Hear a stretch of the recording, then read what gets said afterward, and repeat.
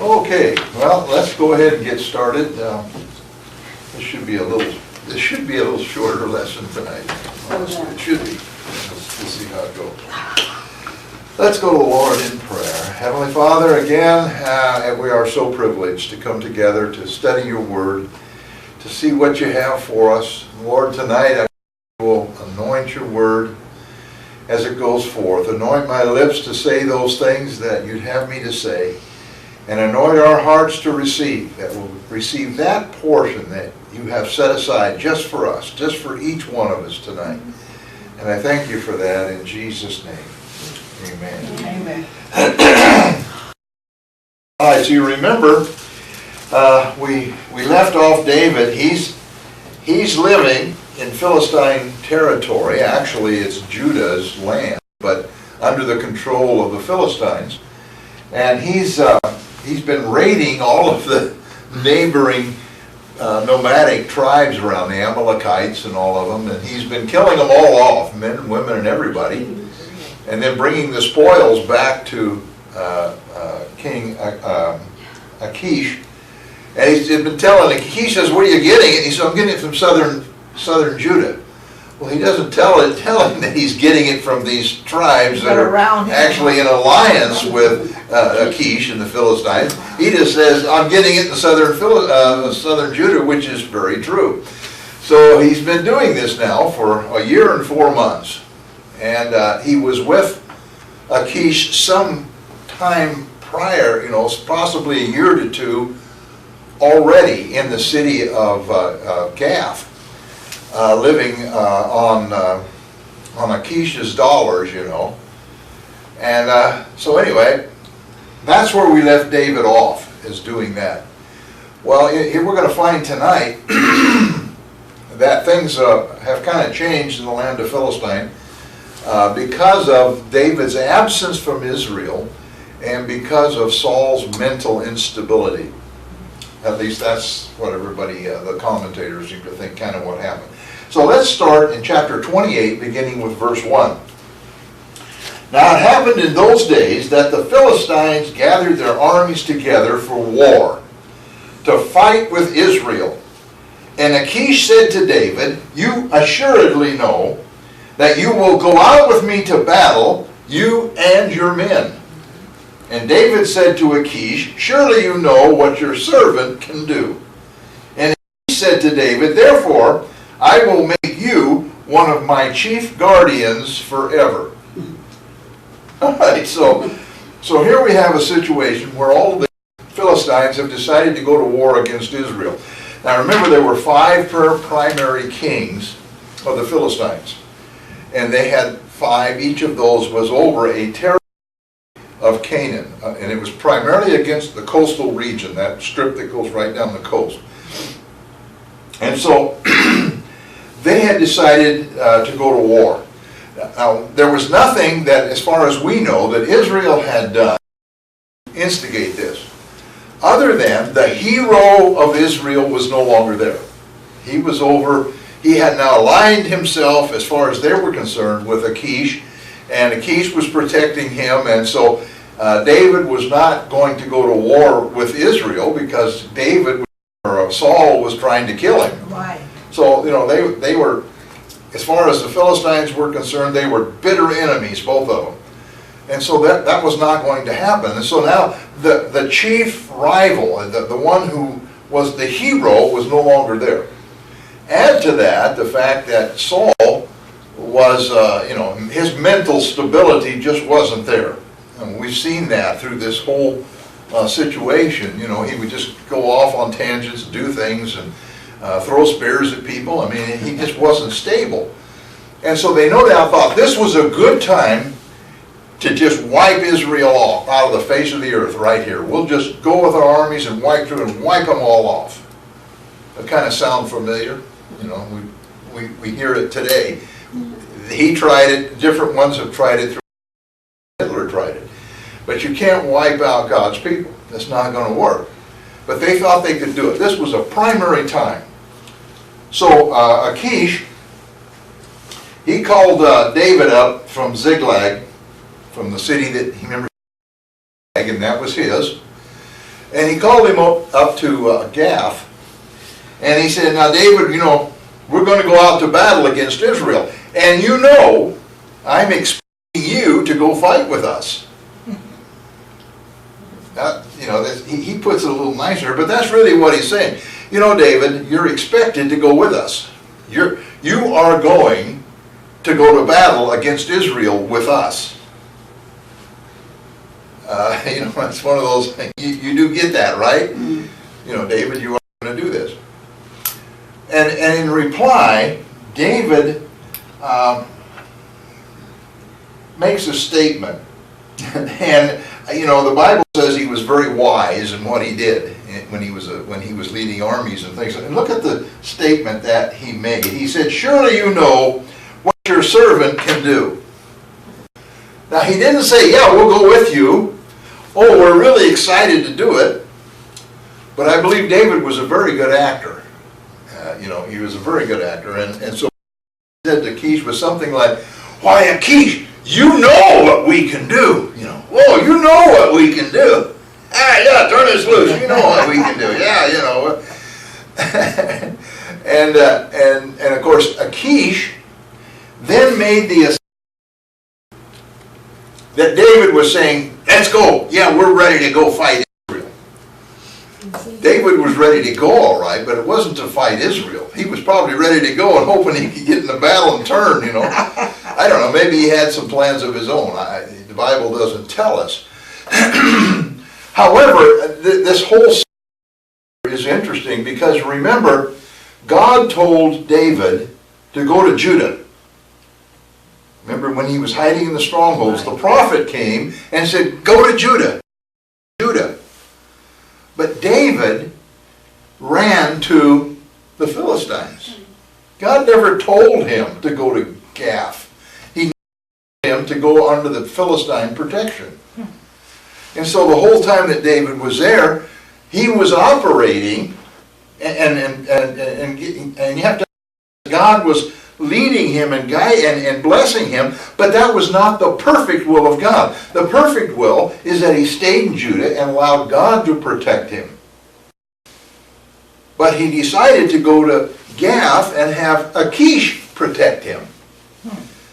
We don't look at it often that way, but David, he was a man after God's own heart and all of that. But he had imperfections just like all of us do.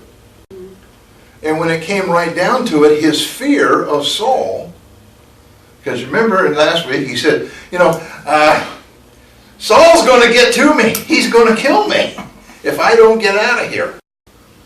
Well, God said stay there. And if God said stay there, he was going to protect him. But he ran. And so as a result of that, the things that David was doing was probably being blessed of God, and he was probably being led without even knowing it. And there were great things he was doing, killing off all of the nomads that were, that were raiding Israel and all of that. But in all of that, there was still a basic fear that one day he was going to have to face Saul. And by putting himself where he put himself under the king of the Philistines, he now was obligated. And so now he's coming to the point of, what am I going to do now? Yeah. Achish says, we're going to go fight the Israelites. And if I go to battle, what am I going to do? The Bible doesn't talk about, but if you read the Psalms, you can kind of get this feeling from David of uncertainty. What am I going to do? If they sound the battle cry and everybody goes off to battle and I'm expected to fight with the Philistines, what am I going to do? If I turn and fight the Philistines, we're going to be wiped out in a matter of seconds. They've got 200,000 or 100,000 troops. I got 600 men. So David put himself in a position to where he had to experience uncertainty and a certain amount of fear.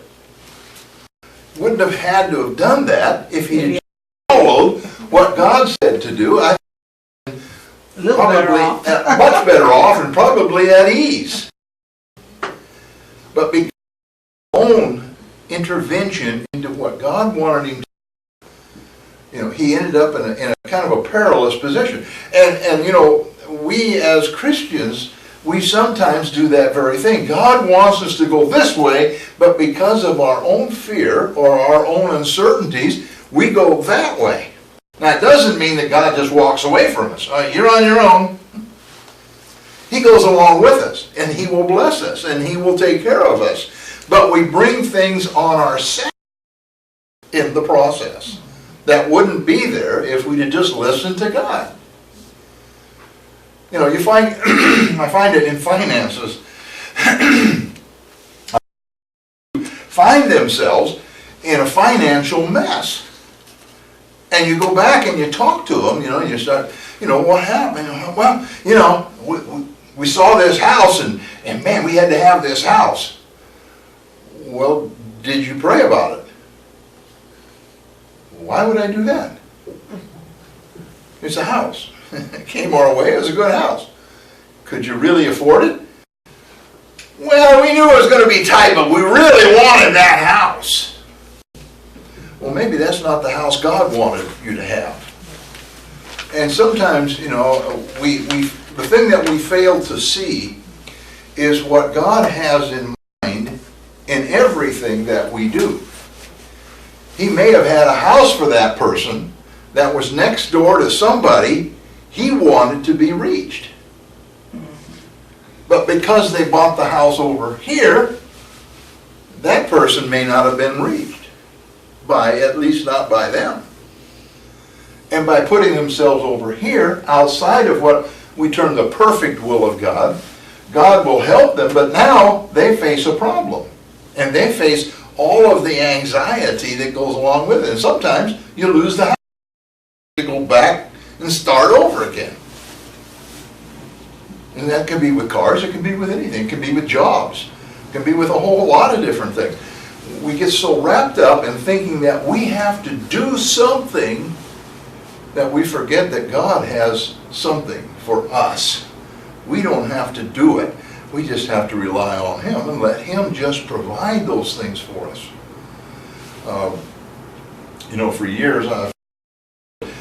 For years, when I got out of Bible school and started off in the ministry, I never bought a house. I had opportunities, and then people say, you need to buy a house. You're just throwing money down the hole, renting down the rat hole there. And no, I don't want to buy because I don't feel I should. I'm open to move where God wants me to go, and if I buy a house, I can't do that. And sure enough, things would happen. I'd lose my job, or another church would open, or something would happen. I'd have to move, pack up, move. I moved so many times for years I was married. I don't ever want to move again. I've been in this house for 32 years, 33 years, and I'm going to be there. And my last move is my final one, and it's under the oak tree, wherever that place is, out in Spano, anywhere. I'm not moving again. And of course, now tomorrow God may say, hey, I want you to go to Kentucky. I don't know. But the point is, we need to be in a position, even though we pass up good deals, even though we think, oh, that would really be great, if God isn't in it, we don't want to go that way. He will bless us more, and we'll be more at ease, and have less stress if we just let God handle things. It's the hardest thing for us to learn as Christians, is to let God handle things. Right? The world, they handle it themselves, and they're the ones that should be under stress and are under anxiety, and they're the ones that are having all these problems, and they're the ones that blow their brains out, even though they're millionaires, because they just can't fathom it, and it's just, I can't take it anymore. Why? If we're Christians, that should not be our lot. We should just be saying, okay, whatever. You just lead me. Where's the next step? Let's go. All right. So Achish promises something to David. He assumed David was anxious to go to battle, so Achish says, okay, I'm going to make you the chief in the King James, And in the actual Greek, it says the chief, the head leader of his personal bodyguards. That would be the highest rank in the military. Would be right next to the king. He was responsible for the king. So in Achish's army, he was saying, David, I'm going to make you the top dog. You're going to be right next to me, and your responsibility is going to be me. Pretty high honor for somebody who's actually his enemy. All right. Now, while this is going on, let's find out what's going on down in Israel. So verses 3 to 6. Now Samuel had died, and all Israel had lamented for him, and buried him in Ramah, in his own city. And Saul had put the mediums and the spiritists out of the land. Then the Philistines gathered together, and came and encamped at Shunem. So Saul gathered all Israel together, and they encamped at Gilboa. When Saul saw the army of the Philistines, he was afraid, and his heart trembled greatly. And when Saul inquired of the Lord did not answer him, either by dreams, or by Urim, or by the prophets. All right. Now what's happening here is we're looked at David as the Philistines are getting ready to go to war. And then we jump ahead in time, and we kind of get a summary here of what's going on. Because we jump ahead and we find out that the Philistines have now come down in. Well, we're going to jump back in time in the next few verses, so it's going to get a little confusing. So I'll try to help you out there with that. So this first part of that, Samuel died. Why would he put that in here? We know Samuel died. We saw that. Right. You know, why did he put it back in here? I think the reason is because Samuel was the last and greatest of the judges. He was also a high priest, and he was also a prophet. One of the greatest of the prophets, in fact. So he died. What died with him? When he died, the judge that was anointed to make the decisions, to decide the best fate for Israel, died. The prophet who was given to direct and to admonish and to declare what is right and wrong in the face and in the feelings of God was gone. And the high priest, who was the one who ministered to the king, was gone. Now we see Saul, and he's standing there, and he's looking from his camp at the valley of Jezreel, and on the other side here is hundreds of thousands of Philistine warriors. We know they put big armies together in those days.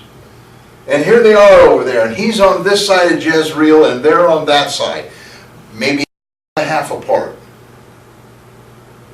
And he can see at night the campfires. Right.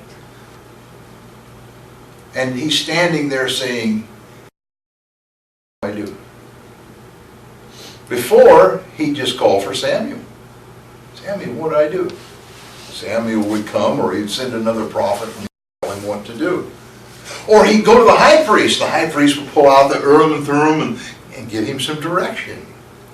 Or he had the Spirit of God on him at one time. He was a prophet himself. And so he could pray, and God would give him some direction.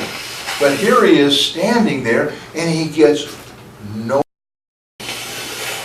What do you do? Run. You know, I see in Saul a very, very sad picture. You know, and if I'm trying to picture it in my mind, I see somebody maybe standing in in the desert and there's nobody around and he has no idea which way to go. And he's standing there absolutely hopeless. I can't feel God. I can't touch God. And he went to the high priest, and the high priest that was there pulled out the Urim and Thummim, and it wouldn't respond. It gave him no answer. God had turned his back on him. Can you imagine the depth of despair Saul must have been in? And then you add to that the fact that, you know, he had an evil spirit and depression and all of the things that he was fighting anyway. So you can see the position that Saul found himself in. There were still prophets in the land, but none of the prophets were commissioned by God to address Saul. Just because a prophet means absolutely nothing if God isn't speaking to them and through them. Right. It's just like a preacher who gets up to preach, you know, and nothing against a lot of secular churches, but you know, you can tell sometimes when you listen to somebody who's out of a church, and frankly, they get a book every month of all of their sermons. They all preach the same thing on Sunday morning. You know, this is your sermon for this Sunday. And so they get up and there's their sermon, and they open their sermon book, and they, of course, they study it and embellish it a little, you know. But they're up there talking about God and whatever's going on, and they might as well be giving a lecture on the lifespan of a butterfly. Really? No, really, there's nothing, there's no spirit, there's no power, there's no understanding, there's nothing. It's just a great example of how to be an orator. And some of them, I wish I could use the language that they use and the voice projection and talk just the way with the big word. That would be so great, you know, but so what? It doesn't mean anything. They're just mouthpieces that are going. But when you find somebody who is anointed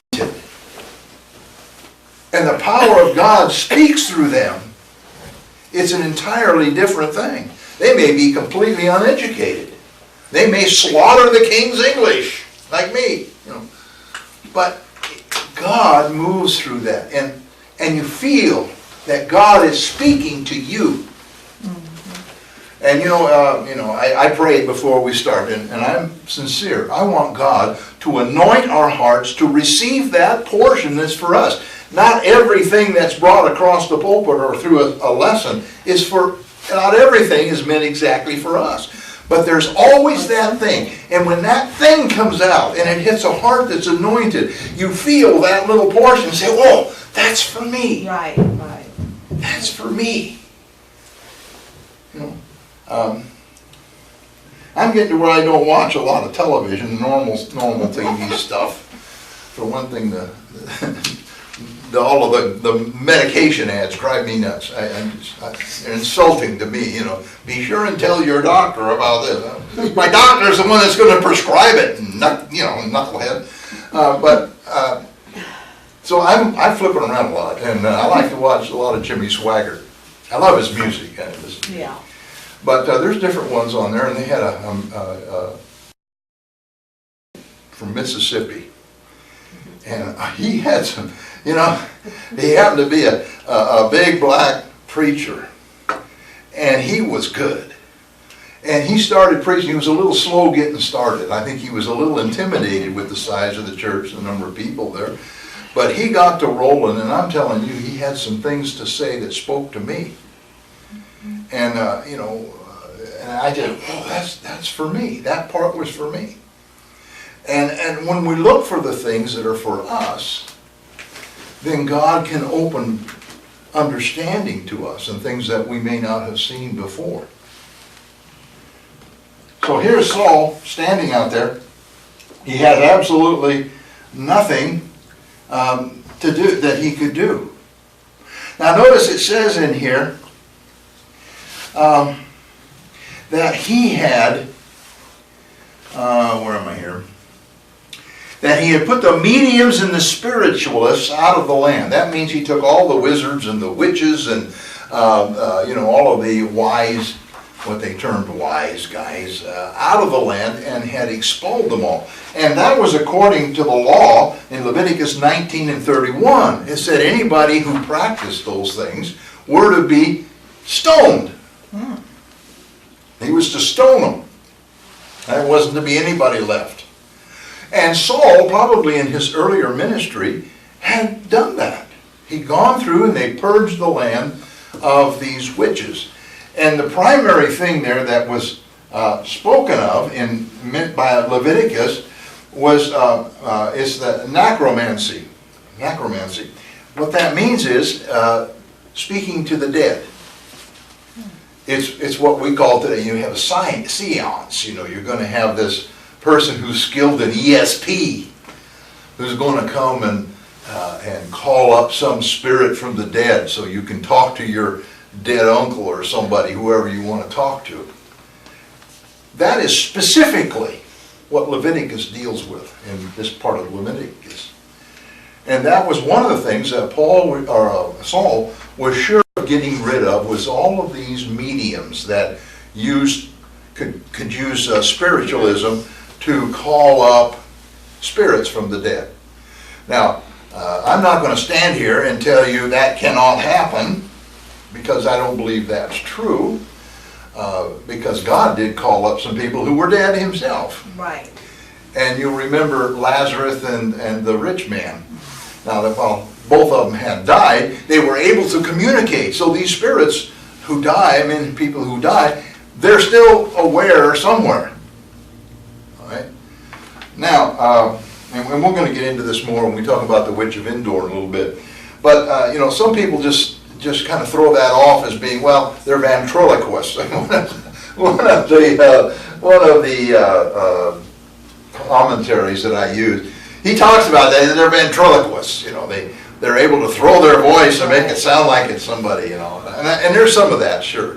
Yeah. And Houdini, he uncovered a lot of these guys, different ones. And but there's also some, I believe, that have this ability of necromancy.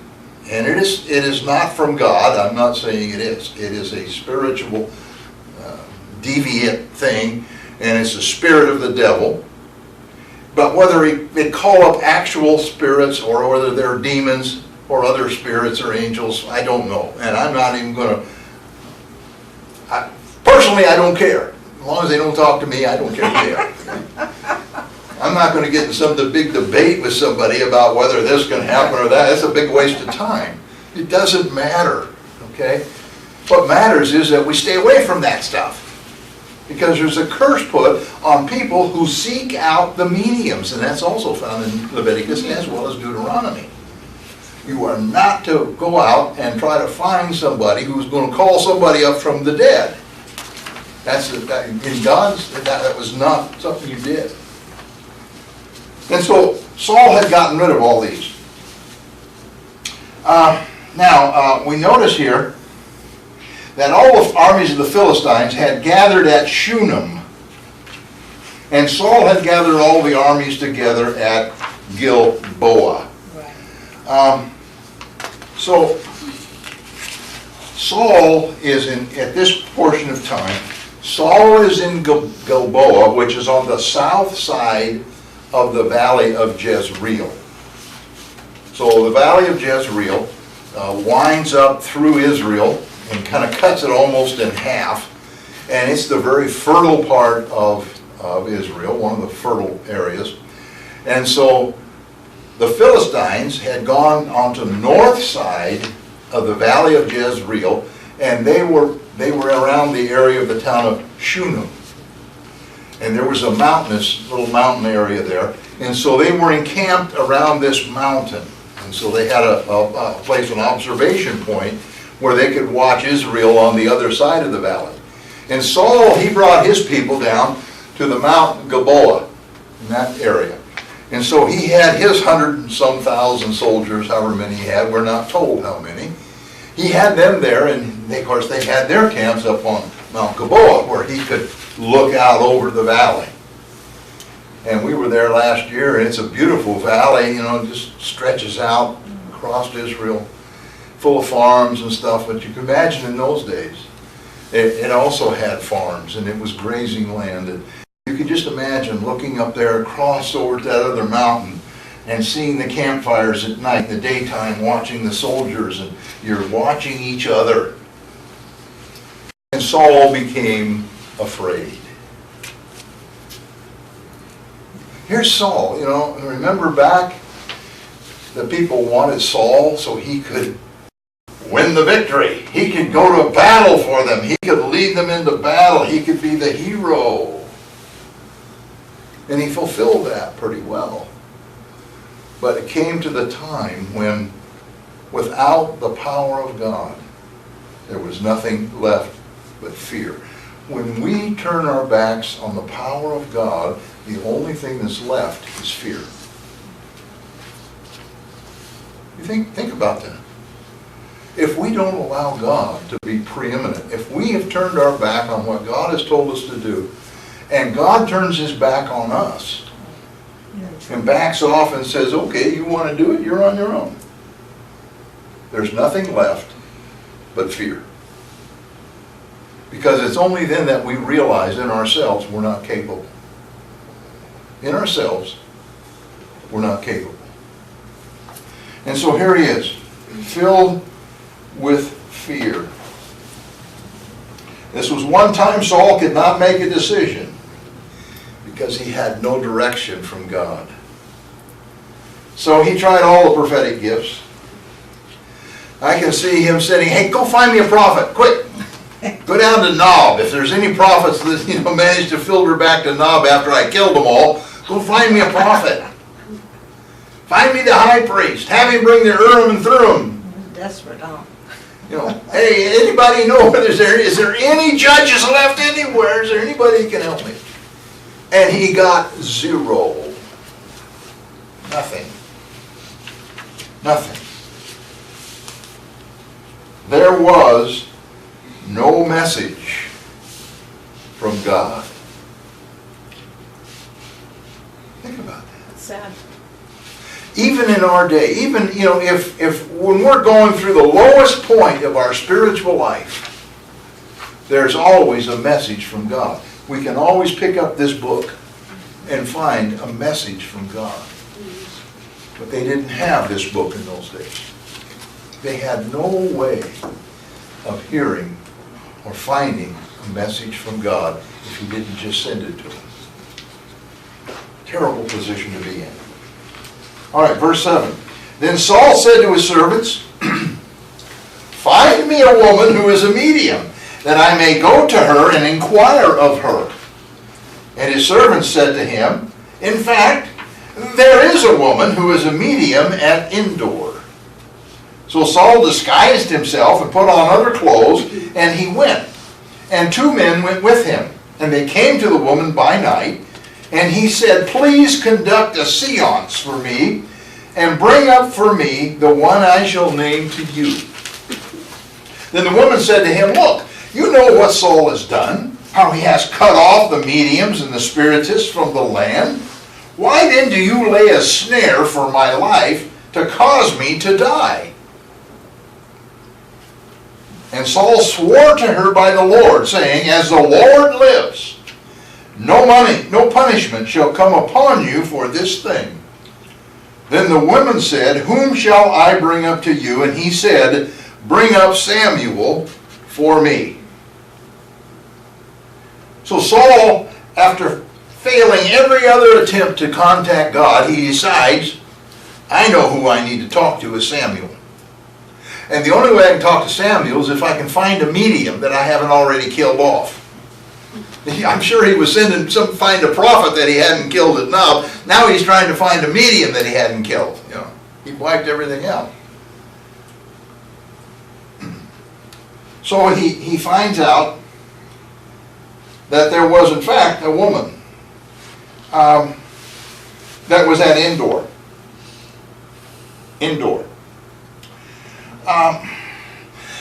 Now, Endor was north, it was a small village that fell within the boundaries of Manasseh, but was never taken over by the Israelites, so it remained a Canaanite city. It wasn't, it was in the tribe of Manasseh, in their territory, but they had never taken that city, so it was still ruled by the heathen. Notice, though, that whatever Saul edicted was carried out evidently in all the cities within the area of Israel, because otherwise she wouldn't have been afraid.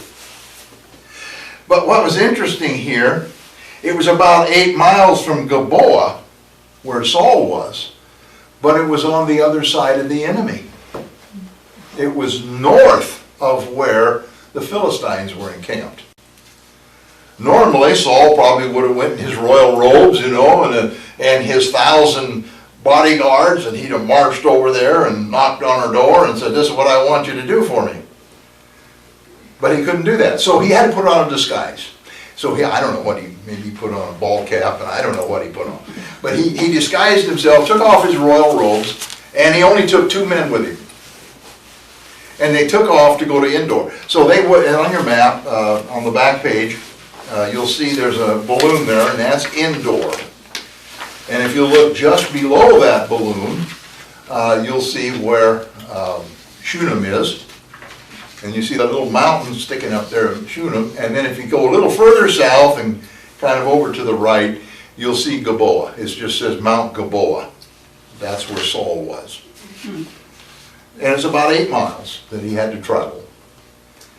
And he took just 2 servants. That way he didn't raise any suspicion. And, a rich man or a very prominent man would travel with more than just 2 people.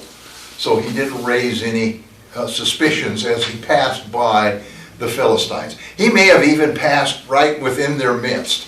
They may have had outposts along the way, and he's traveling up the road, and maybe as he went by they kind of waved at the sentries, They're just 3 guys, nobody's going to pay attention to them. So he traveled to Endor.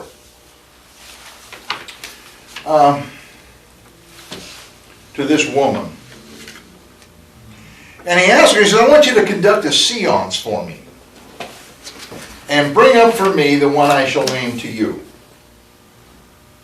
Now, there's a set ritual, that these witches all go through, and really they haven't changed much today from when they were then. They sit around and and they do their little thing and call up some spirit or something.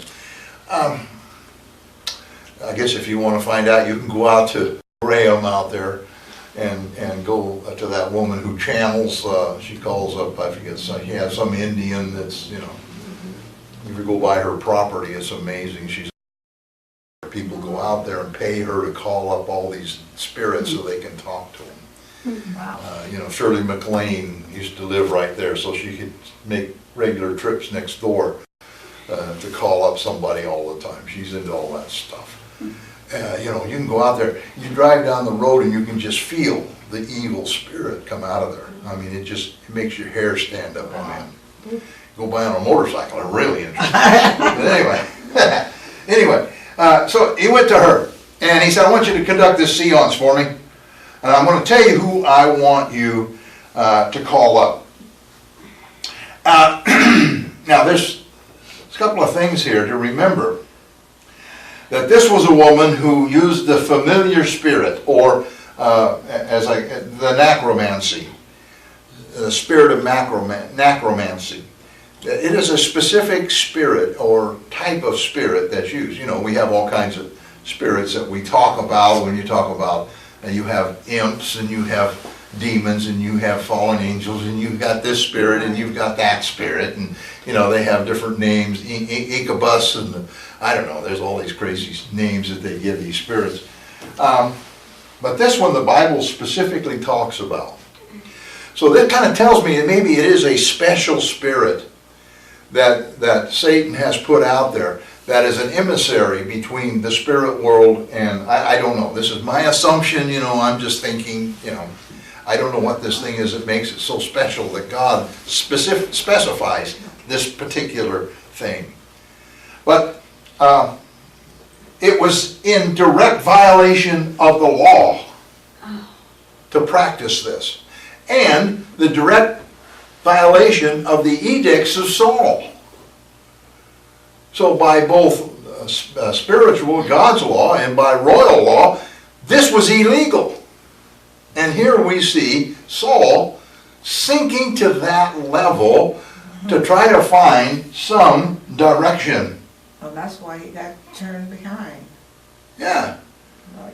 And you know, it shows how shallow Saul's experience with God Right, really was. yeah. And you know, I mean, here, to me, I have a real problem with this. I mean, here's Saul, who was so humble, you know, he was hiding amongst the stuff and machinery of the equipment. When God called him out and you know, Samuel anointed him to be king, and all, you see this humble person, you know, he was a donkey chaser, running the donkeys around, chasing the donkeys. You know, that was Saul. And now, He changed. you know, and if God had called me like that, and I had been walking along, and suddenly I'm filled with the power of prophecy, and I'm with the prophets, and God is blessing me, and I can feel all of this, and you know, Yeah. and I'm a king, and all of this has been prophesied for me, You and are I'm here, blessed. you know, I think I'd have a greater appreciation for God. Right. But Saul's appreciation was only for himself. He took what God had given him and then appropriated it to his own being. He didn't need was nobody now else. the king. Right, he didn't need anyone else. That's right. And in chasing David, he was saying, well, you just think, God, that you're going to make David the next king. I'm going to kill him, and then you can't do that. What are you going to do now? Yep. See, that was his approach. And we see it here when he says, God, what you said in Leviticus, that doesn't count. I am more important. It's more important for me to feel something from God than it is what you wrote or what you had written in the book of Leviticus. Of course, they didn't have Leviticus, but they had the scrolls, and they know what the law was. They knew what it was. And here he was setting himself up above God. Does that sound familiar? Yep. Yep. It shows you how much he had turned from serving God to serving Satan. Satan said, I will set myself above God. But you know, a lot of us do that every day. God says, I don't want you to do this. And we do it anyway. He speaks to our hearts. How many times does he talk to our heart and say, you know, that's not something you should be doing? And we come back with the textbook. Yeah, but. Yeah, but. I understand that, God, but. You gotta understand, God, it's me. And I am different. I have this special need.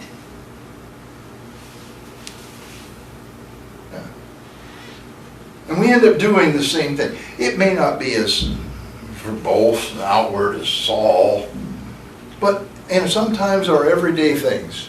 You know, we're doing something and we feel that catch. They shouldn't do that. Yeah, but God, you don't understand. I've got to do this because I'm me. Right? And so here he was. And of course, this started with an everyday thing. Go out and kill everybody, don't bring anything back, wipe out all the cattle, wipe out everything.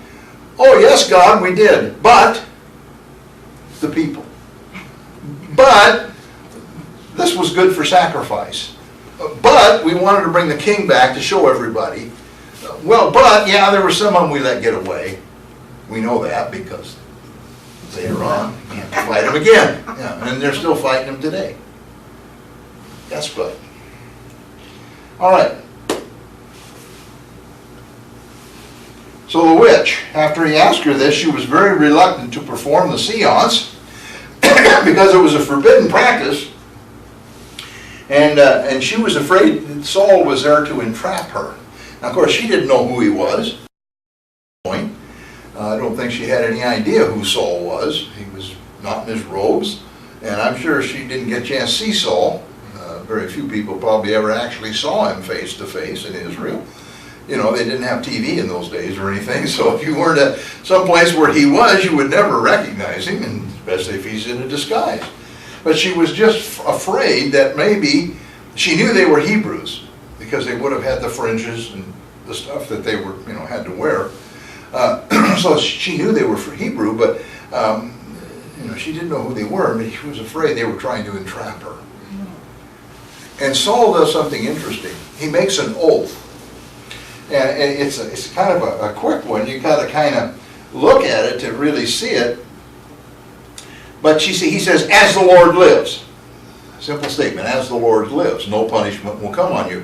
That was an oath. That was saying, as Jehovah, Yahweh, lives, I am making an oath on the life of Yahweh that nothing is going to come against you. No harm is going to come to you.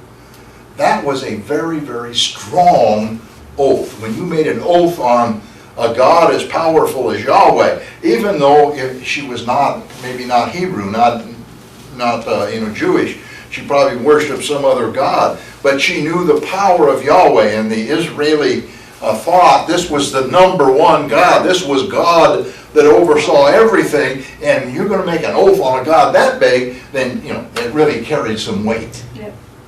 Okay? If you were Baal, a worshiper, making an oath, you know, on the life of Baal, it would carry that same connotation to a Baal worshiper. What is it? Oh, they're running cable and hooking up stuff upstairs, so don't let that bother you. It's Ricky and Roger working up there. Yeah. Oh, the airplane. And that's why everything's blocked out here, you know, that's why. All right. So he makes that, and on that oath, she is convinced that nobody's going to hurt her. So she agreed. And Saul then told her, the one I want you to bring up to me is Samuel. Now, when he said, I want you to bring me Samuel, I think the lights went on. Who would be asking for Samuel? You know, I'm used to somebody asking for their mother, their granddaughter, you know, or their husband or wife or something. This person is asking for one of the greatest men that ever lived in all of Israeli history. Samuel. Whoa, wait a minute. And she probably became very suspicious, because who else would ask for Samuel if it wasn't the king? Dr. Trench observes this. All human history has failed to record a despair deeper or more tragic than his, speaking of Saul, who having forsaken God and being of God forsaken, is now seeking to move hell, and infinitely guilty as he is, assuredly there is something unutterably pathetic in that yearning of the disanointed king to exchange words with the friend and counselor of his youth. And if he must hear his doom, to hear it from no other lips but his. I think that's so well put. The disanointed king. He had been anointed. He was no longer anointing. The anointing had lifted. And so he wants to talk to Samuel. All right, verse 12. When the woman saw Samuel, she cried out with a loud voice, and the woman spoke to Saul, saying, Why have you deceived me, for you are Saul? Suspicions suddenly were, hey, I was right in what I thought. What made her say that? Now, a lot of people say this was some other spirit, you know, just a demon spirit that came up that was disguised like Samuel. Well, if that was the case, why did this woman react the way that she reacts? She says, she probably went through her little, maybe she lit her candles and everybody was sitting holding hands around the table. I don't know. But she was doing her little ritual, whatever that was, and suddenly here comes something. She sees something. She saw Samuel. It doesn't say she saw a spirit, she saw Samuel. Right. There was something different about seeing Samuel and seeing a spirit. She saw spirits all the time. But this was different. She saw a human. And when she saw that Samuel, she recognized Samuel. There was something that said, this is the real Samuel. Right. Now, I don't believe it was flesh and blood. No, it was the spirit of Samuel. But it was different than the spirit she had been calling up probably most of her life. Whoa. She recognized him right away. And it was, I don't know if a voice told her, I don't know if Samuel told her, I don't know what told her, but she recognized this had to be Saul. And she said, you deceived me. You're going to, in other words, you're going to kill me. Now, there's a little interesting thing here. Did she really think the king of Israel would go to all this trouble just to kill her? Who lives in a little village that's not even, under Israeli control? Did she really think she was that important that the king would go to all this trouble just to trap her and kill her, No. So there was a kind of a, but I understand she was afraid. There was great fear. And the king said to her, do not be afraid. What did you see? And the woman said to Saul, I saw a spirit ascending out of the earth. So he said to her, what is his form? And she said, an old man is coming up, and he is covered with a mantle. And Saul perceived that it was. He stooped with his face to the ground and bowed down. Whoa. Wow. Saul said, don't be afraid. What did you see? Now that tells me something. Saul didn't see anything. He could not see the spirit. Only the woman could see the spirit. And she saw Samuel. That's what she saw. And she described it to Saul. Now, he had a mantle. And Samuel always went with a mantle. He'd be an old man. And, the way she described him. Now, and I've read commentaries on both sides of the issue. And one of them is very specific about saying this had to be a spirit. And it was a this and a that. And, like I said, I'm not going to debate that with anybody. I'm just going to say what the Word says. The Word says, she saw Samuel. That's good enough for me there. Even in the Greek it says, she saw Samuel. That's what do you say? And he says, what did you see? She said, I saw a spirit. Now the word spirit that's used there is interesting also. She used the word, where is it? I lost it in here someplace. We'll get back to that anyway. Spirit ascending out of earth.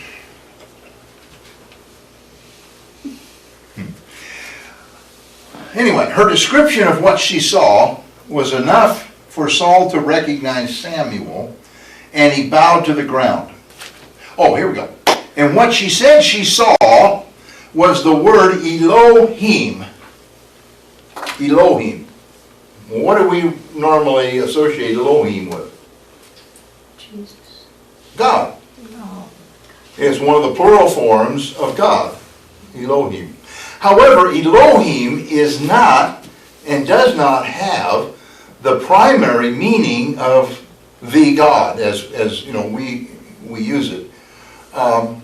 In fact, it means either gods, plural, or a spiritual being.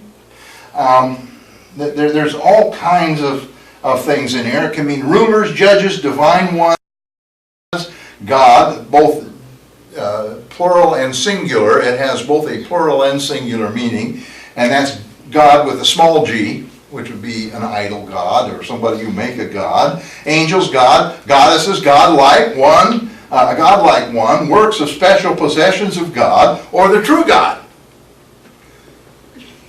So people get hung up sometimes when they're trying to describe God, and so they use the word Elohim. That's a bad one to use because it can be anything. In fact, in the story of Job, it says, God was holding court, and it says it was God and the other Elohims. It was the Elohim and the other Elohims, if you look at it in Hebrew. They were all Elohims. So Elohim, I'm just pointing that out because sometimes you get all hung up on these Greek words and somebody says, that's Elohim, plural God.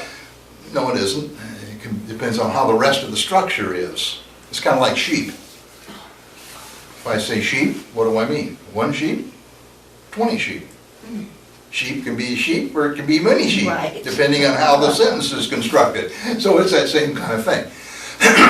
But what it does show is this was not a common spirit. Elohim would never be used to describe a common spirit. It had to be somebody of importance. One of those being judge.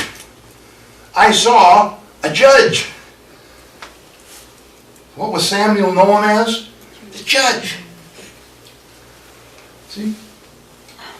So, don't get hung up on gods. In the original King James, it says saw gods. All right, so let's move on.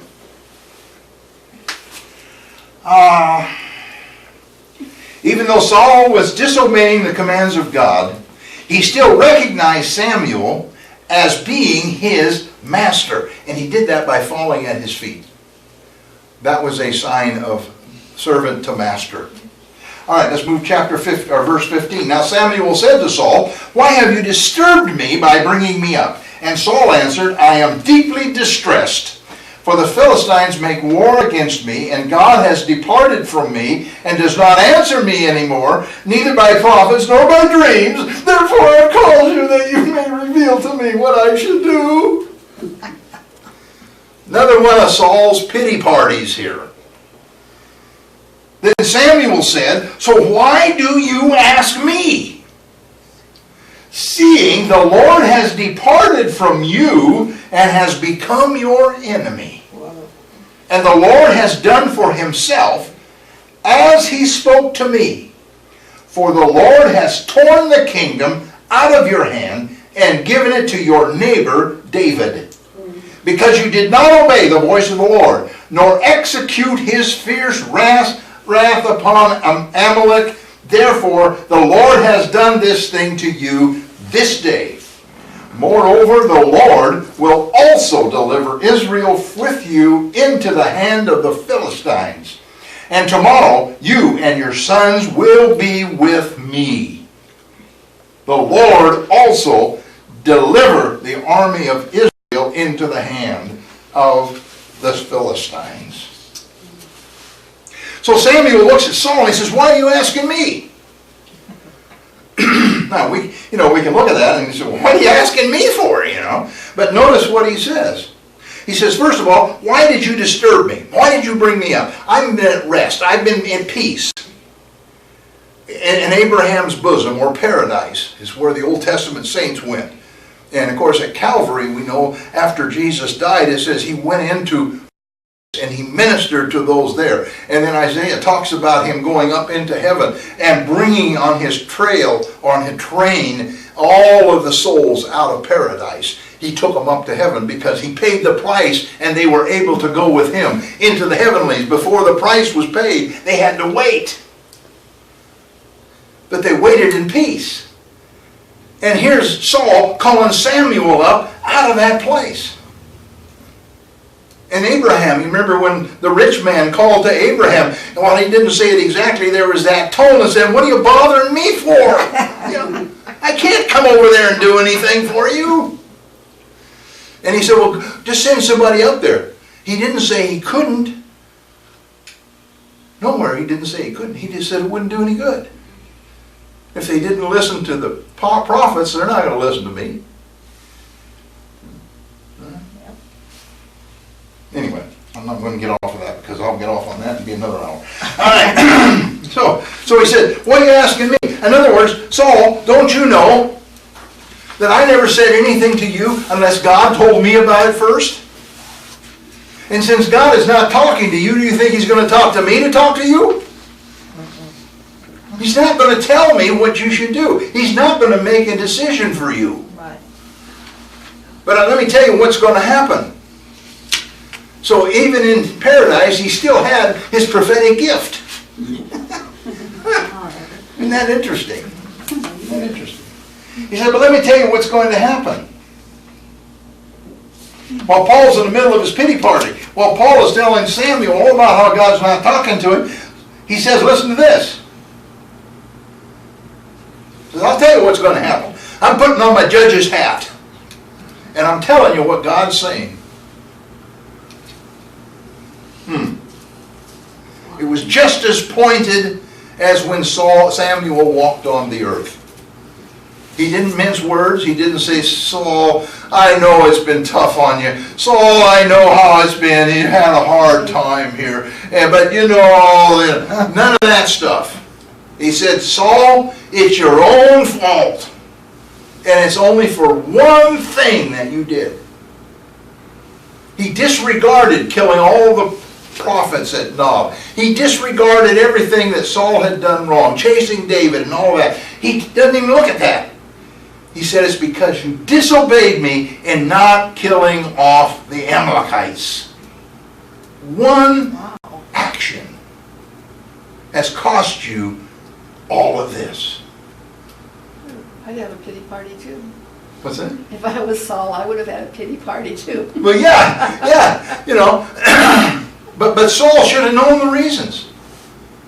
Samuel had already told him what was going to happen. Samuel had already told him. It wasn't like this was something he shouldn't have known. He knew. But he brought it on himself. He says, now let me tell you. He says, I'm going to take your kingdom. And he said, today, this day, right now, your kingdom is torn from you. It's like you take a cloth and rip it. God is tearing the kingdom from you.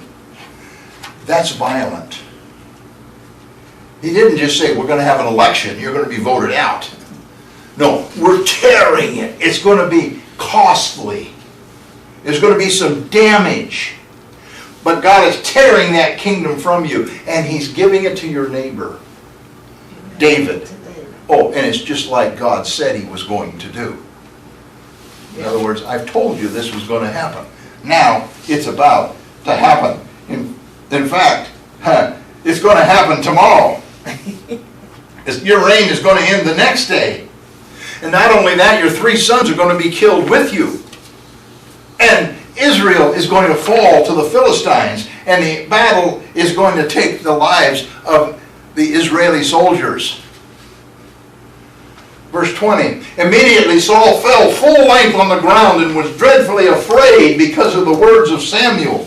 And there was no strength in him, for he had eaten no food all day or all night.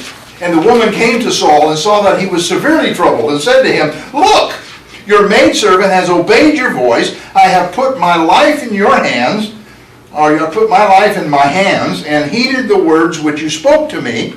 Now therefore please heed also the voice of your maidservant, and let me set a piece of bread before you, and eat, that you may have strength when you go on your way. But he refused and said, I will not eat. So his servants, together with the woman, urged him, and he heeded their voice. Then he arose from the ground and sat on the bed. Now the woman had a fatted calf in the house, and she hastened to kill it. And she took flour and kneaded it, and baked unleavened bread from it. So she brought it before Saul and his servants, and they ate. Then they arose and went away that night. Okay, so here's some things. Number one, it doesn't appear that Samuel was ever visible to Saul. All he heard was the voice. And normally in a seance, where does the voice come from? The medium. From the medium. But this doesn't appear to be the case because the medium left. Oh, When Samuel started talking, the medium said, "Oops, I am out of here." Yeah. Well, you can imagine. I mean, she's been doing this for years, always the same thing, and never had this happen. And suddenly, there is somebody who is not one of the spirits that she's used to working with, and suddenly, this somebody comes up and starts talking to the other guy without her voice. I'm out of here. I mean, I gotta have some sympathy for this poor woman. I mean, I wonder she didn't die of a heart attack right there, you know. But when Samuel was done delivering his message, Saul hit the ground. Didn't say he passed out, but he was prostrate on the ground, absolutely weak. What happened to Samuel? He just quit talking. Back down where he came from. If Samuel would have been there, the Bible would have had to say something about Samuel doing something, you know, if he'd actually been physically or visually there. But since it was just a voice, he didn't talk anymore. That was the end of that. But it left Saul prostrate on the ground. And Saul had not eaten all of that day and all of that night, and we're into the middle of the next night, so, you know, it was all night, all day, all night. He hadn't eaten anything. He'd made an 8-mile journey, which had to have been, you know, a little hairy because he's going behind enemy lines. And all of this, and so took his toll. And then with what he heard from Samuel. And so there he is on the ground. And the woman, now here we see something in this woman that you know, you would think she would just say, "Hey, get this guy out of here." But she was concerned. She was concerned for Saul. And I think she was concerned on two fronts. One, she was concerned because this was the king of Israel, you know. But also she was concerned if he died in her house, who would be to blame? her. Her. Yeah, that would be the end of her. Yeah. So she needed Saul to get strong enough to get out of the house. Right. But he wouldn't eat. Saul was stubborn, always was stubborn, and he just was going to do his own thing. But notice the woman and the servants got together and they convinced him, so he ate. And she had in there a fatted calf. Now the fatted calf was used for celebrations. Amongst the Hebrews, it's what they gave as the peace offering would be the fatted calf, the one that they were raising special for festive occasions. And she took that fatted calf and she killed it and cooked it, and then she made unleavened bread. Why do you think she made unleavened bread? It wasn't time for the yeast to go in there and raise the bread. Simple. You know, it takes a while for the yeast to work, right? So she wanted to get him out of there. So she made unleavened bread. Gave him the little flat cracker things, you know, like they made in those days. And got him all ready, and out the door they went. All right, so they made it back to Israel. All right, let's go to chapter 29. This goes fairly quickly. There's only 11 verses here. 29, verse 1. Now we're going to go back in time. Oh. This is back when the armies of the Philistines are getting together. They haven't gone to the valley of Jezreel yet. Okay, so like any author that's writing, you know, you can't write in 3D. You know, you have to you can't cover two subjects at once when you're writing. There's no way. You plug one in one ear and one in the other. You know, that doesn't work. Or one eye can. You know, you got to cover them one at a time. So he's going back in time now and telling us what happened when the armies of the Philistines came together. Okay. All right. Then the Philistines gathered together all their armies at Aphek, and the Israelites encamped by a fountain which is in Jezreel. So what's happening here? The Philistines are getting all of their armies together. Right. Now remember, it would take a while to get their armies together. It would probably take several weeks, because you have 5 main kings in the Philistines, and then all of their armies that are stretched all the way up and down the coast. They all have to come together. And then after they get together, they got to decide who's going to be the commander-in-chief. And then you have to divide these armies down and make sure that everybody has the right breakout, because it's in thousands, and then under that in hundreds, and you know, who's going to be the captain over all these, and who's going to work together, and who's going to stay over here, and who's going to be over there. So it takes several weeks to put all of this together. At the same time, Israel's doing exactly the same thing, because they're structured basically the same way. So for this period of time, you got the armies amassing over here in Aphek, and that's on your map over toward the coast. You'll see it there. And then Saul, he's called all the armies to the valley of Jezreel on the south side, by the fountain down there, the spring. And this is the same place where Gideon assembled the army to go against the Amalekites. Interesting. Or the Midianites, right? So that's interesting. And the lords of the Philistines by hundreds and by thousands. But David and his men passed in review at the rear with Achish. Then the princes of Philistine said, what are these Hebrews doing here? And Achish said to the princes of the Philistines, is this not David, the servant of Saul, king of Israel, who has been with me these days, or these years? And to this day I have found no fault in him, since he defected to me. But the princes of the Philistines were angry with him. So the princes of the Philistines said to him, make this fellow return, that he may go back to the place which you have appointed for him, and do not let him go down with us to battle, lest in the battle he become our adversary. For with what could he reconcile himself to the master, if not with the heads of these men? Is this not David, of whom they sang to one another in dancing, saying, Saul has slain his thousands, and David his 10,000s? When Achish called David, then Achish called David and said to him, surely, as the Lord lives, you have been upright, and your going out and your coming in with me in the army is good in my sight. For to this day I have not found evil in you, since the day of your coming to me. Nevertheless, the Lord do not favor you. Therefore, return now and go in peace, that you may not displease the lords, of the Philistines. All right, so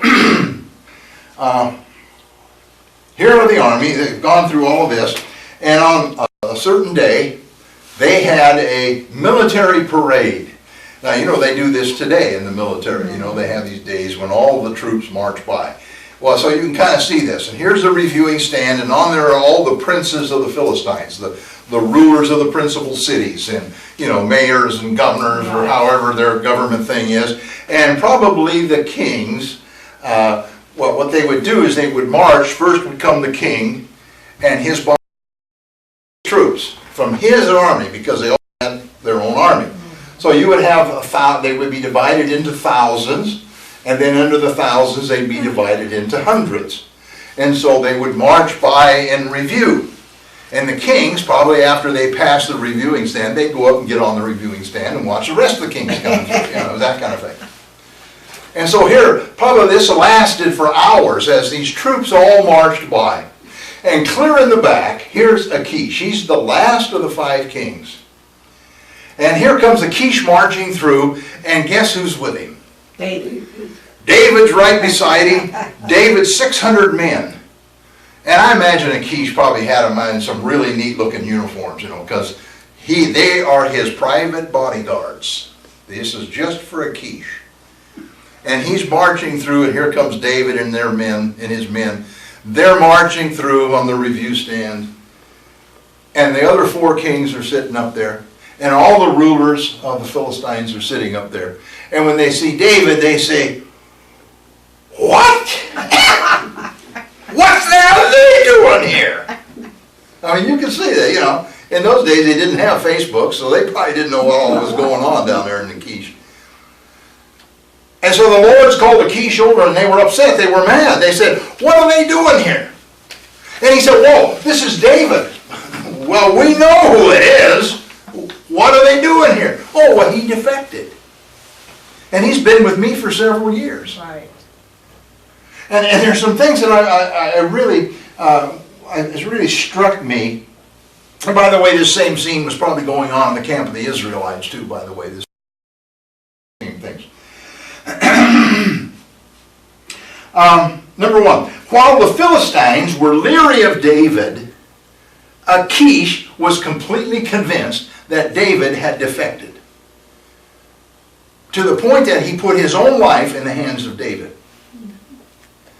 He was absolutely convinced David had defected. Now, this kind of tells me something about David. He was a great actor, number one. But I think he absolutely had an affection for Achish. And I think they had this back and forth. And by that I mean, they respected each other. I think they called each other friend. And he goes on to discuss some things here that kind of gives me this idea. He said also he had convinced Achish that he was ready to go to battle against Saul and the other Israelites. Right. Even though he had never actually said that. Because of his actions, because of his faithfulness, because he was willing to do whatever Achish said, because he was, serving Achish, even though that was his enemy. When he found himself in that position, he served him as best he could without violating the law or telling a lie or, anything like that. He did what he could to fulfill what his master, who he had put himself under, was asking him to do. Right. And that's difficult for Christians today. They want to go to a church and they want to put themselves under the pastor, but they don't want to follow the rules. You be around church people very long in churches, and I've been in a lot of them. And you have people come in, oh, we love this church. We love the music. We love the preaching. We love the people. We love the church. And the first time the pastor says, well, here's our rules. This is what we... Well, I just don't agree with that. There's no way I'd ever do that. I can't give that up. I'm not going to do that. Pastor says, we need you to serve. Hey, I come here on Sunday morning. What else you want? I grace you with my presence. It works that way with people. But David, no matter where he was always a servant. Even when he was king, he acted as a servant. In whatever condition he found himself. What did the Apostle Paul say? In whatever condition you find yourself, do what? Be happy in it. Be satisfied in it. God has put you there. Do the best you can in that position. And that's what David did. And it won over Achish. And Achish said, you've been here all these years and I can't find anything that you've ever done wrong. And not only told David, he told to the kings. He said, listen, this guy has been with me all these years and I have not found one thing that I can point a finger at. Yep. Wow. Yeah. All right.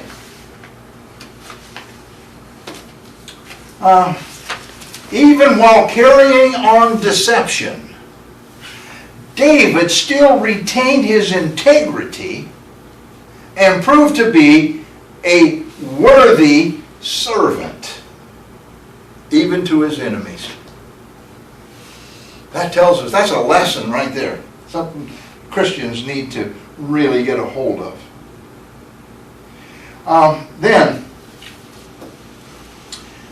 The Philistine princes, of course, they have very long memories. And they told Achish, they said, listen, I don't care what he's done for you. You remember that all the women came out of the Israeli cities and they sang, Saul is killed, there's thousands, David's killed, there's 10,000. And they dance around singing their songs. They didn't forget that. And they said, you know what's going to happen? David is going to turn back to Israel.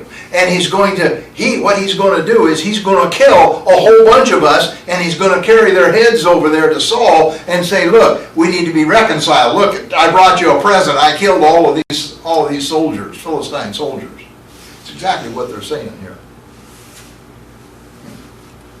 See, they were a little smarter than Achish in a lot of ways. All right. Now, Achish says something here that is really amazing in verse 6. Then Achish called David and said to him, "Surely as the Lord lives, you have been upright in your going in and your going out and your coming in with me. In the army is good in my sight." He is saying, as Yahweh lives. Right. This is a Philistine king. He worshipped other gods. They worshipped the sea god. And here he is saying, as surely as your God, Yahweh, lives. What a fantastic thing for a king, a heathen king to say. Yeah. As surely as he lives, I found favor in my sight. You've never done anything wrong. Yeah. Wow. Could it be that because of David's actions, Achish realized his God was alive? How else would he know that his God was alive? We don't know sometimes how people are affected by our actions, by our lives, and by what we do. But Achish goes on to say some things here. He said this, he said, David had been with him, all the time he'd been with him, he had been upright. And all the conversations that they had had, you're going in and coming out, that's communication or Right. conversations. He said all of these conversations have been appropriate, excellent, pleasant, and ethical. That's what that word that's in there means. A good, that word good, that's what it really means in the Hebrew. And he had found no evil in him. Right. Nothing he could point a finger at. Right. But Achish then says to David, he said, listen, the kings, the other Lords. lords of the Philistines, they don't trust you, David. And so please, and notice he doesn't order him, he asks. He said, would you take your men and leave? So that you don't, Yeah, return home. yeah, so you don't displease the other lords. I don't want to have a problem here. I don't want to have them coming down on me with their 4 armies. I only got 1. You know. But I think he was concerned for David more than anything, because of, they would cut Yeah, his 'cause he piece liked to him, the chance. yeah. So he asked him to leave. And I can see David, and I'm reading between the lines here. I can see David on the outside saying, oh, hey, we're ready to go with you, king. And on the inside he's saying, God, get me out of this. And when the king says, I want you to leave the army, I can see David on the inside at least going,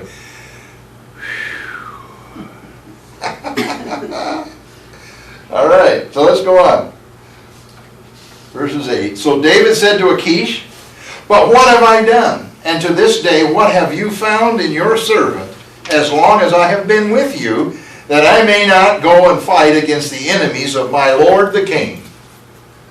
Then Achish answered and said to David, I know that you are as good in my sight as an angel of God. Nevertheless, the princes of the Philistines have said, he shall not go up with us to the battle. Now therefore rise early in the morning with your master's servants who have come with you, and as soon as you are up early in the morning and have light, depart. So David and his men rose early to depart in the morning to return to the land of the Philistines, and the Philistines went up to Jezreel. All right, a couple of quick points here. Number 1, David then says, well, what have I done? He's carrying on the act. What have I done, that you won't let me go to battle? Are you sure I haven't done anything? It was just a way of making sure that there wasn't something that Achish had found out, or, You know, he could have talked to somebody else, so, you know, David's actually been killing off Amalekites out here rather than, you know, he wanted to make double sure. Because he wanted to keep that relationship. He didn't know how the battle was going to go with Israel. And, you know, they needed to keep that relationship there, so they would always have that protection if he needed it. Remember, he was running on his own here. Right. But there's something else that's very interesting, and you miss it if you're not careful. And that is that Achish said to him, I know that you're as good in my sight as an angel of Jehovah. How would Achish know about the angels of Jehovah? This tells me that in their conversations, David must have relayed to the king who God really was, who the angels of God were. David had a tremendous understanding of God and how these things worked. And he probably talked to Achish about, you know, the angel of the Lord's presence. It was the angel of the Lord who came to Gideon. And this very well could have been what he's referring to, as good as the angels of Yahweh. He had some understanding. In their heathen worship of Baal, there was no angels. That concept was not there. They were all just gods. They didn't have this concept of angels and stuff. That was a Hebrew concept. How did he learn that? If it hadn't have been to the goings in and the comings out of David, as they sat together and talked, and David looked for opportunities and was able to tell him about Yahweh, about who he was, about the angels that are in heaven, and how they are the ones who come down and fight the battles. And he probably told him, he said, look, yeah, I got to tell you, one time when I was just a kid, I had this bear come out, you know, and I was able to tear that bear apart. But it wasn't just me. It was the angel of God that came down and gave me the strength. See, I can see David doing that. Because he divorced himself from Saul and Israel, and he talked about his relationship with Jesus Christ. Not his relationship through Israel or through the nation of Israel, but his relationship not with Jesus, but with Yahweh. We need to be able to do that. And amongst our enemies, look for those opportunities to say, look, you know, hey, there's a relationship you can have. I was talking to my chiropractor today. I don't normally go very often, but I went today. My back was a little out, so he put me back in. And he says, he says, you been around those banditos lately? I said, yeah, Saturday. Or he, you know, about the banditos. I said, yeah, we had a deal Saturday. Where was that at? I was over at Uncle Sam's Bar and Grill. That's their clubhouse for the banditos. You know, they had a deal over there to raise funds for a ministry out of Spokane that deals with trafficking, sex trafficking. And so all the banditos in the state were all putting these things on and to raise money for that. And they do that, you know, that's one of the things they do. What is Bandito? So I was there, you know, and there was, I don't know how many were there. They have a huge Motorcycle games. they have a huge place out in the back. You know, the banditos are not a really, They're kind of bad boys, aren't they? what's that? They're kind of bad boys, Oh, yeah, aren't they? they're bad. They're the 1%ers. There's the ones you look at. There's the Hells Angels and the Banditos. There's the two big ones that really go at it all the time. And then there's a few others that, you know. But he looked at me and he says, I don't understand.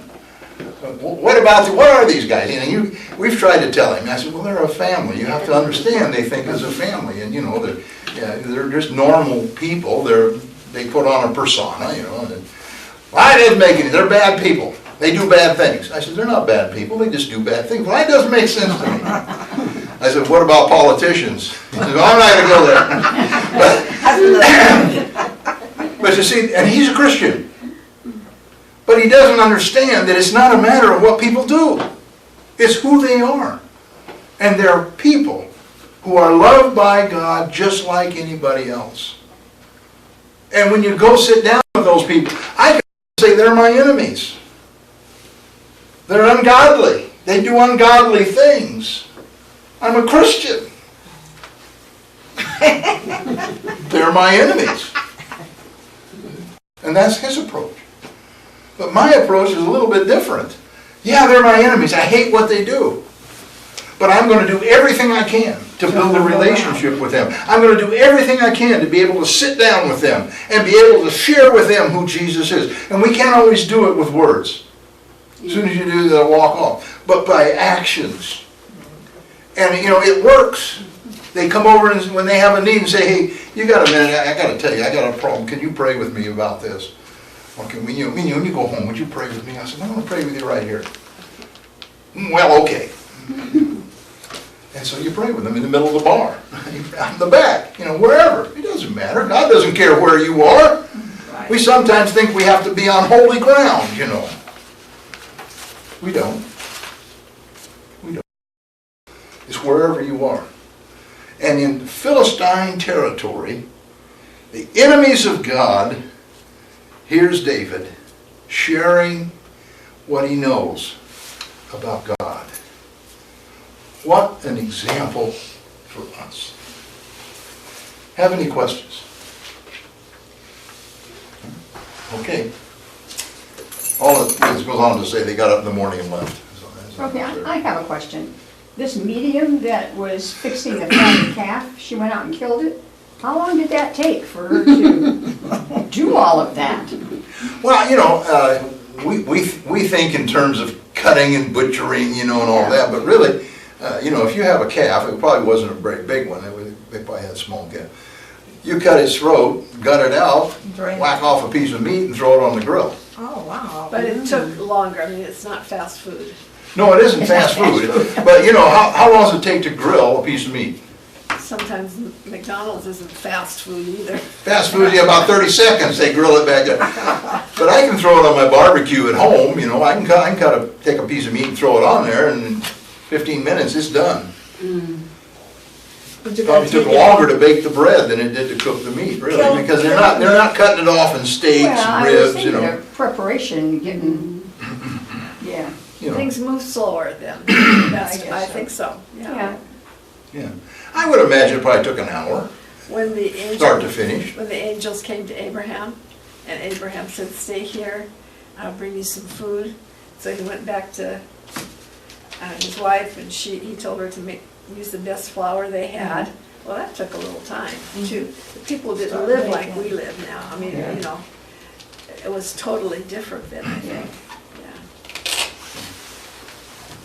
Yeah. I would think killing the chicken would take longer. As a- Catching that. Well, can they? By the time you get all the feathers off, you know, Right. and God. Dumping it right in the water. and take them out, yeah. Yeah, how you do it? They used to try to get me to do that. How I used to do it. But I mean, I can take a calf, cut his throat, and whack off a front leg and peel back the hide, take it off and slice off some meat and throw it on a grill. Yeah. What are you doing? What kind of meat are you doing that with? Well, it would be a calf or A calf. calf or a deer or an elk or, you know, whatever. I've done deer and, you know, it's not the hardest part is you try to keep the hide, you know, you don't want to spoil it, so you're trying to cut the hide off real nice so Right. you can do it. But if you're not doing that, you just strip it off, yank it down, pull it off, and there you go. Pull off the muscle, slice them up, and you're done. Really goes pretty quick. Not bad. Never did it fun, always whatever, I mean, and they wouldn't let us kids see when they, you know, when they Yeah. shot them. But again, you know, you're trying to butcher it into nice Yeah. pieces. Yeah. And they didn't do that. They didn't care what the pieces were. They just kind of hung off and cook it. They had to cook it all pretty quick because they didn't have refrigeration. So, Right, they have you know, they just get it cooked That's true. and do whatever. All right, one more lesson and we're done with First